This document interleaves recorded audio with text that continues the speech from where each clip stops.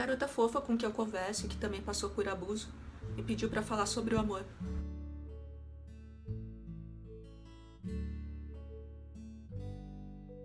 É muito comovente, tem várias representações, ainda mais para quem passou por abuso. O pessoal já tinha falado que a cena em que a Angelina Jolie tem as asas cortadas é uma metáfora para estupro.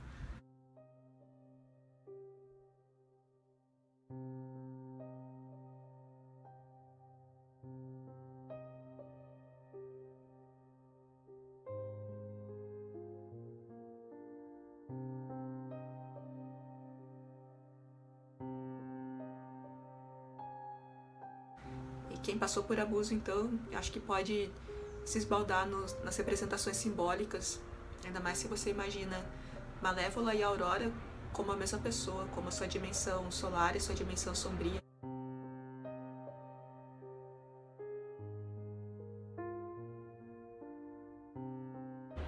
A sua dimensão de desejos sexuais, emoções mais turbulentas, e a sua dimensão solar, e o quanto o ódio, a raiva pode fazer você lançar uma maldição no seu lado solar e colocar ele pra dormir.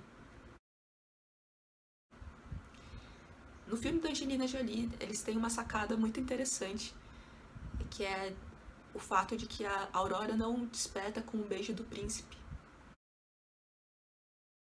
Alguém lá entendia muito de terapia e tinha concluído que essa história de chegar um cara, um desconhecido, e dar um beijo nela, e com isso ela acorda, isso seria muito ultrapassado. Ele tem um seu significado simbólico do verdadeiro amor, mas, digamos assim, modernamente, é muito importante para as mulheres essa consciência de que o príncipe sou eu.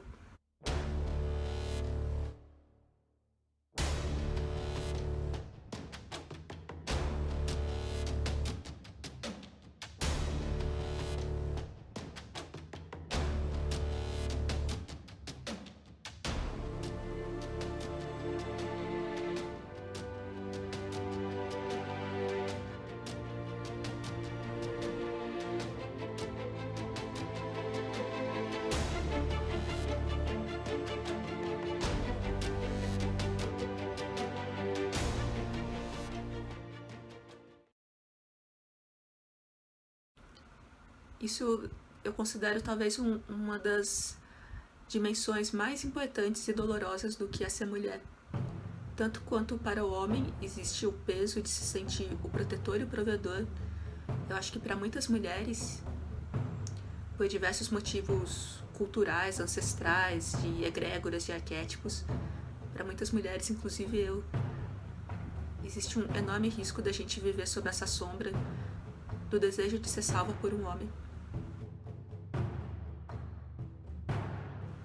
Do desejo de encontrar um grande amor que vai ser tudo o que você quer. Ainda mais para quem passou por abuso. É um risco tão grande, é tão tentador a ideia de que um dia você vai encontrar um homem que vai te entender, vai te amar. Ele tem esse lado protetor e provedor tão forte, talvez seja como um nobre cavaleiro numa armadura. Que vai amar a ideia de encontrar a donzela em perigo, uma mulher que passou por abuso sexual na infância, e tem essas partes tão machucadas, vocês se encontram, forma uma combinação perfeita, e ele vai te salvar das suas dores. Isso é extremamente tentador, eu sei como é, porque foi exatamente o que aconteceu comigo no ano passado, quando eu tive esse contato com as minhas memórias do abuso, quando eu tive que lidar com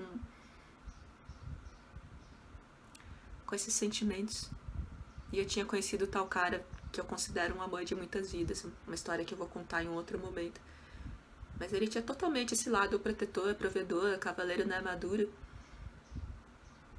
E hoje, depois de ter chorado tanto e ter sofrido tanto, eu consigo entender como as coisas aconteceram de uma forma perfeita, pelo fato dele, pelos motivos dele, não querer ficar comigo logo que eu me separei.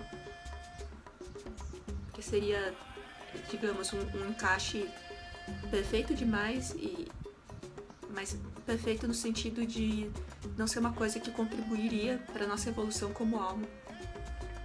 É como se ele fosse a minha muleta, eu fosse a muleta dele.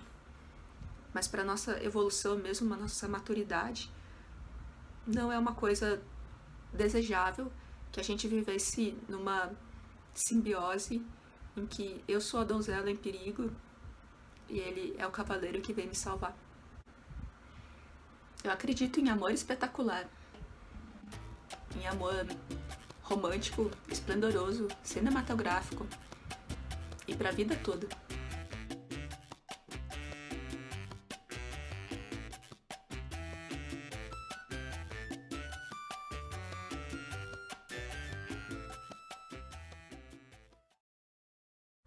Eu acredito que algumas pessoas podem fazer outras escolhas, mas que é uma coisa muito natural você poder se apaixonar por uma pessoa e a possibilidade de você viver a vida toda feliz com ela.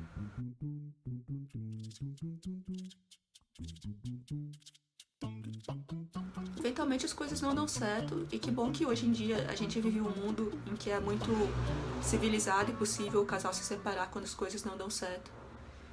Mas eu acredito totalmente nesse potencial de que duas pessoas curadas o suficiente de suas dores podem viver a vida toda, uma vida com muita paixão, tesão, romance, alegria, sexo, a vida toda, não uma coisa só para o início do relacionamento, não é algo para depois, conforme vai passando o tempo, você considera paixão, sexo e tesão algo supérfluo, desnecessário, algo só para jovens, e vocês têm um amor muito mais maduro e não precisam disso.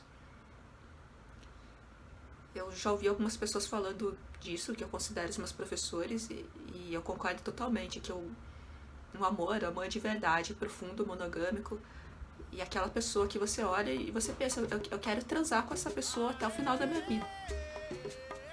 Eu acredito de verdade que exista esse tipo de amor, e que a gente, conforme vai se curando, aumenta cada vez mais as nossas possibilidades de se encontrar com pessoas também curadas e que possam viver uma dinâmica tão madura e intensa assim. Eu sei que as pessoas que têm esse seu lado romântico devem estar pensando, tá bom, eu também acredito, eu também quero, mas como? E eu tenho tanto medo, principalmente porque eu já conheci uma pessoa que parecia ser tudo que eu queria, mas não deu certo, e agora ela tá com outra, e eu me arrependo, será que eu perdi a chance da minha vida?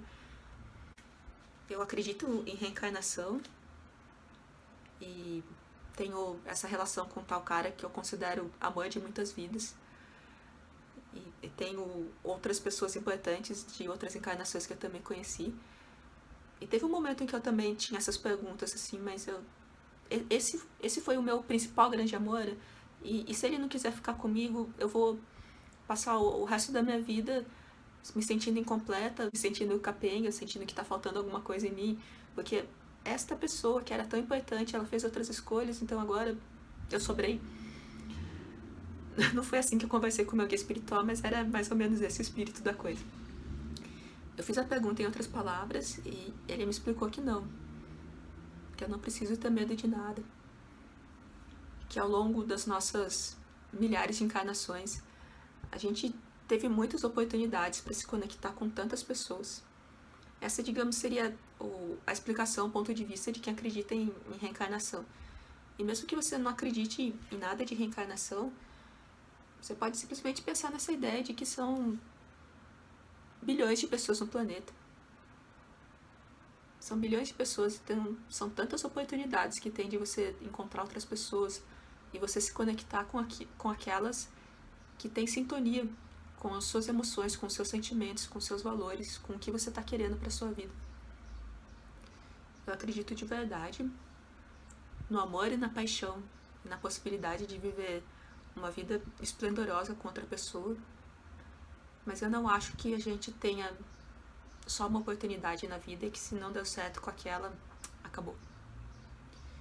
Mesmo pra minha história de vida, mesmo por mais que eu ame tanto esse cara, se eu começar a falar, eu sou capaz de ficar horas falando das histórias e do quanto eu gosto dele, das coisas que ele me falou, das visões que eu tive. Sabe, eu fui consagrar ayahuasca e jurema, Eu tive tantas visões tão intensas com esse cara. Eu tenho tantas histórias de vida, eu tenho sonhos, eu tenho visões, eu medito e aparecem tantas imagens. Ele é uma pessoa tão relevante para mim. E mesmo assim, eu não considero ele a minha única chance de ser feliz. O que eu alimento de certeza dentro de mim é que, por mais especial que ele seja, se ele não quiser, se as escolhas que ele fizer, ou então o peso da ancestralidade, do inconsciente dele, exigir que ele continue preso nos seus grilhões de uma trama mental em que ele precisa viver com sofrimento, que ele não pode viver com a grande felicidade e alegria de ser feliz comigo. Se ele quer seguir um caminho de sofrimento, tá bom, eu vou ser feliz com outra pessoa. Em resumo, eu acredito em vida apaixonada, feliz, com romance, sexo, paixão, tesão, até o fim.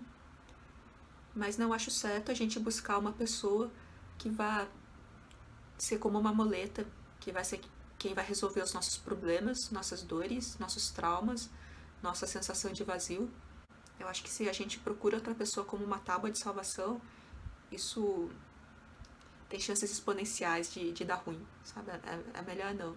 Coloque como um princípio de que você deveria ser o seu próprio príncipe, ou então, se você for homem, de que você não deve procurar uma mulher, um grande amor para trazer sentido e estrutura para sua vida.